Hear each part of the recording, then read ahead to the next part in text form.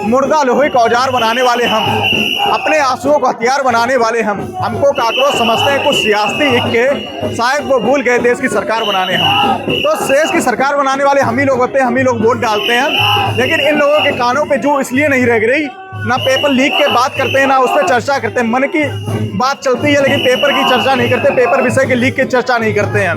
क्योंकि इन लोगों के बच्चे विदेशों में पढ़ते हैं और हमारे बच्चे क्या करते हैं, जिस देश के तुतलाते बच्चे कड़कड़ी धूप में सड़ते हैं, उसी देश के मालिक के बच्चे इंग्लैंड रूस में पढ़ते हैं।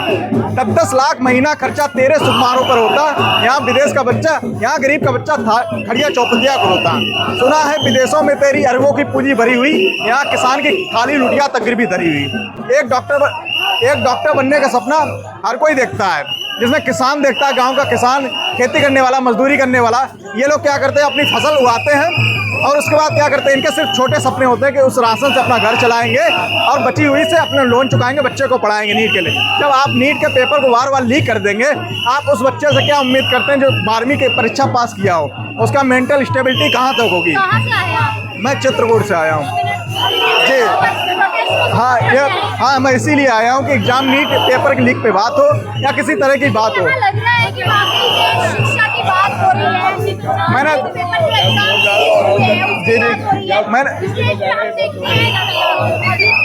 जी आप भाई डांस करते हुए नजर आते हैं। मैंने देखा यहाँ पे जी, मैंने देखा यहाँ पे एक क्या मुद्दा हो रहा है, नीट के जो पेपर लीक की बात होनी चाहिए, कहीं तक रिपोर्टर भी हैं वो नीट की बात ना करके किसी और मुद्दे की बात कर रहे हैं और सभी लोग कहीं ना कहीं किसी और मुद्दे की बात को लेके जा रहे हैं कि इस पार्टी ने क्या किया, उस पार्टी ने क्या। लेकिन एक पार्टी विशेष की बात नहीं होनी चाहिए, शिक्षा की बात है। शिक्षा के लिए आंदोलन हो रहा है तो हम लोग शिक्षा के लिए आए। यहाँ पढ़े लिखे टीचर भी आए हैं, वकील भी आए हैं, डॉक्टर्स भी आए हैं, सब लोग आए किस लिए आए, शिक्षा के लिए आए, ना कि किसी एक पार्टी विशेष को मदद करने के लिए या किसी पार्टी विशेष के लिए काम करने के लिए। लेकिन यहाँ कहीं ना कहीं लोगों को मैनिपुलेशन देखा जाता है, लोग मैनिपुलेट हो रहे हैं। यूथ मल्टी डायरेक्शन है, जनसंख्या इतनी ज़्यादा है बच्चों की, तो आने वाला यूथ जो क्या है इंस्टाग्राम पर रील पे देखता है किस तरह की लहर चल रही है, किस तरह की बातें चल रही है, वो इस तरह मैनिपुलेट होता है। घर में बैठ के वो नहीं चाहता, ना अपने हक की लड़ाई लड़ने के लिए आएगा, ना अपनी हक की लड़ाई की बात करेगा, बाग के भरोसे बैठेगा। लेकिन मैं उनसे यही कहना चाहूँगा, अगर आप बाग के भरोसे बैठेंगे तो आपको सिर्फ वही मिलेगा जो मेहनत करने वाले छोड़ देते हैं, और मेहनत करने वाले को छोड़ते नहीं हैं। इसलिए आप लोगों को अपने घर से निकलना चाहिए, इंस्टाग्राम सोशल मीडिया से हटना चाहिए, ज़मीनी स्तर पर देखना चाहिए किस तरह का काम चल रहा है। यहाँ पार्टी को लेकर मुद्दे बनने लगे हैं। मैंने देखा 4-5 दिन से मैं यहाँ पे हूँ तो किसी पार्टी विशेष की बातें होने लगी हैं, इस पार्टी ने क्या किया, उस पार्टी ने क्या। तो मैं कहना चाहूँगा हर पार्टी के लिए, वो दर्द वो बदहाली के मंजर नहीं बदले, बस्ती में अंधेरों से भरे घर नहीं बदले, खंडर से इमारत तो खड़ी की है मैंने, भूल गए वो नींव के पत्थर नहीं बदले। बापू के भारत देश की तस्वीर नहीं बदली, बदले हैं शक्लें और उनके मुखौटे, वो कत्ल का अंदाज, वो खंजर नहीं बदले। बच्चों यहाँ क्या है, पार्टी विशेष की बातें हैं और एजुकेशन की जो बात करनी चाहिए वो बात कहीं ना कहीं मीडिया वाले भी इधर उधर की बातें करते हैं कि मंदिर बना के नहीं बनाना। अरे हम भारत में रहते हैं, भारत देश मेरा, मैं भारत का हूँ, तो हम दोनों लोग एक ही साथ हैं, ऐसा नहीं है कोई अलग है। लेकिन जब एक लोग यहाँ आते हैं अपनी अपनी राजनीति चमकाने के लिए आते हैं, सोचते हैं कि चलो अनशन हो रहा, कुछ लोग ऐसे राजनेता आते हैं कि चलो हम अपनी गद्दी चमका के चले जाएं, सोशल मीडिया पर ट्रेंड आ जाए, इसलिए वो अपने लिए काम कर रहे हैं। पार्टी बनकर उभरे। मैं चाहता हूँ ये अगर सीजेपी ये लोग सोच रहे हैं कि एक पार्टी बनके हम उभरे हैं, तो आप सोचिए हर किसी का यहाँ का यूथ को आना भी चाहिए, क्योंकि जो राजनीति यूथ करने उसे कोशिश भी करना कि नौजवान आए। जवानी में अगर आप ये सब कदम नहीं उठाएंगे तो अगर बुढ़ापे पर आप सोचेंगे तो कम से कम घर से निकलिए और देखिए मुद्दे। लेकिन एक पार्टी के तौर पे आप सोचेंगे तो फिर कहीं ना कहीं गलत होगा, क्योंकि आप पार्टी की तरह ना सोचिए। आप एजुकेशन के लिए, बच्चों के लिए आए तो पहले आपके मकसद यही होना चाहिए कि नीट पेपर लीक की जो बात थी, उन्हें प्रधान जी के इस्तीफे के बाद चल रही, उस पर बात होनी चाहिए, पहले यही मुद्दा होना चाहिए। पार्टी तो बाद में बनती जाती है, पार्टियां आज नहीं बनती हैं फिर बनती हैं, तो पार्टी कहीं ना कहीं बनती है तो बनानी चाहिए। लेकिन जिस मुद्दे के लिए आप आए उसकी बात करनी चाहिए पहले। मैं तो ये कहूँगा उन्हीं मुद्दों की बात करनी चाहिए और हर किसी का हक है ये सब करने के लिए। और कहना चाहूँगा वही सूरमा इस जग में जो अपनी राह बनाता है, कोई चलता है पदचिन्हों पर, कोई खुद पदचिन्ह बनाता है। तो ये एक मौका भी होता है यूथ के लिए कि हम लोग आए, अनशन को देखें, किस तरह के लोग यहाँ मिलते हैं, नए नए विचार मिलते हैं। जैसे आप लोग मिले, बहुत लोग मिलते हैं, अलग अलग विचारधाराएं मिलती है, तो हम लोगों को सोचना चाहिए नई तो यूथ को घर से निकलना चाहिए, कम से कम घर से निकलो। आप देखो आके समाज में क्या चल रहा है, आपको विभिन्न तरीके के लोग मिलेंगे। कोई अदर स्टेट से सपोर्ट करने आ रहा है, कोई किस कर्नाटका से भी आए थे विधायक जी सपोर्ट करने के लिए, आसाम से लोग आए हैं, तो वो लोग वहाँ से आ पा रहे हैं, आप यहाँ से नहीं आ पा रहे। तो ये अफसोस होता है कि आपकी हक की लड़ाई हम लोग क्यों लड़े या ये लोग क्यों लड़े आके। तो कहीं ना कहीं जब आप मोदी जी को क्या चीज रोक रही है जो इन छात्रों से बात नहीं कर पा रहे हैं, या उनका कोई भी मंत्री यहाँ बात करने नहीं आ पा रहा है? मोदी जी शायद हम लोगों को उस लायक समझते नहीं है, या तो यही एक उनके अंदर है, या उन्हें कोई डर नहीं है। और क्या हो गया, काकरोच तो नहीं समझ रहे हैं शायद नहीं, काकरोच खुद नहीं जानता अपनी ताकत।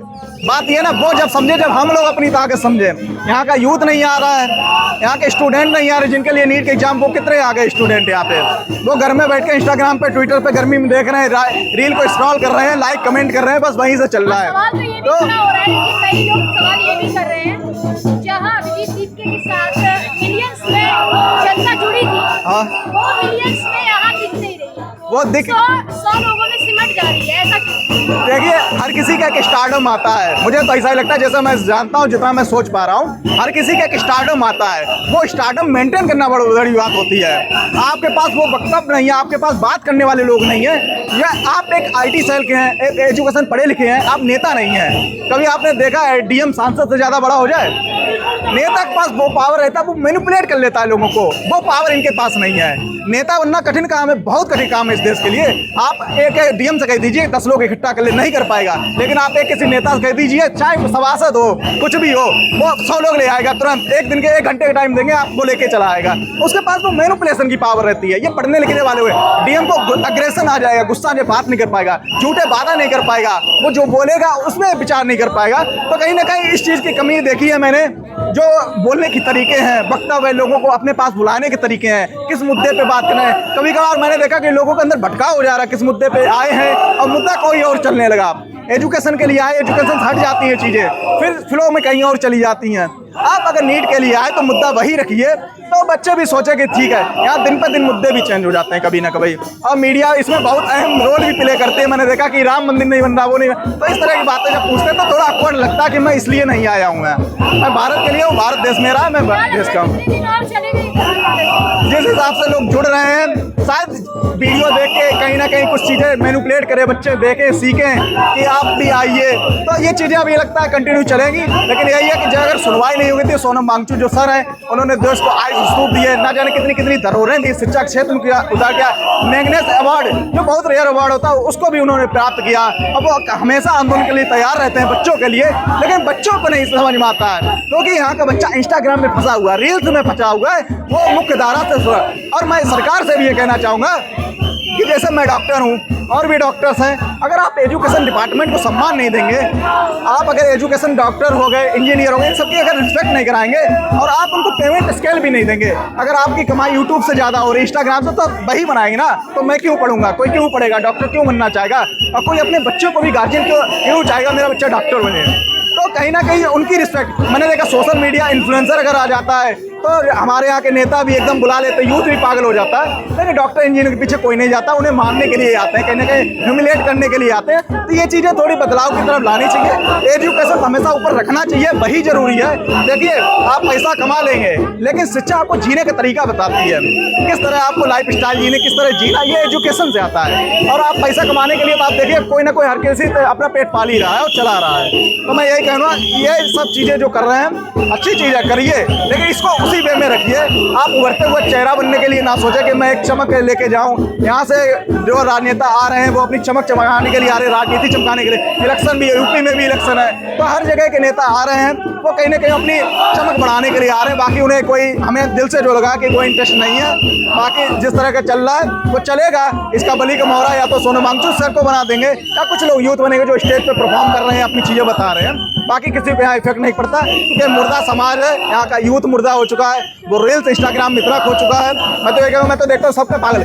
नई जनरेशन 6 साल के बच्चे हॉस्पिटल जब आते हैं क्लिनिकल ट्रायल के लिए पेशेंट बन के, तो उनके गार्जियन बताते हैं कि ये देखता है टीवी को, बस ऐसे देखता रहता है पूरे दिन। तो इस तरह का यूथ हो गया ये बच्चा, ये जाएगा भविष्य में क्या लेके जाएगा, और हम किस तरह का भविष्य देने के लिए सोच रहे हैं बच्चों को। तो कहीं ना कहीं ये बहुत बड़े खामियाजे हैं। और हम कहेंगे मीडिया हो चाहे सोशल इन्फ्लुएंसर हो, इसको कहीं ना कहीं एजुकेशन को बढ़ावा देना ही चाहिए।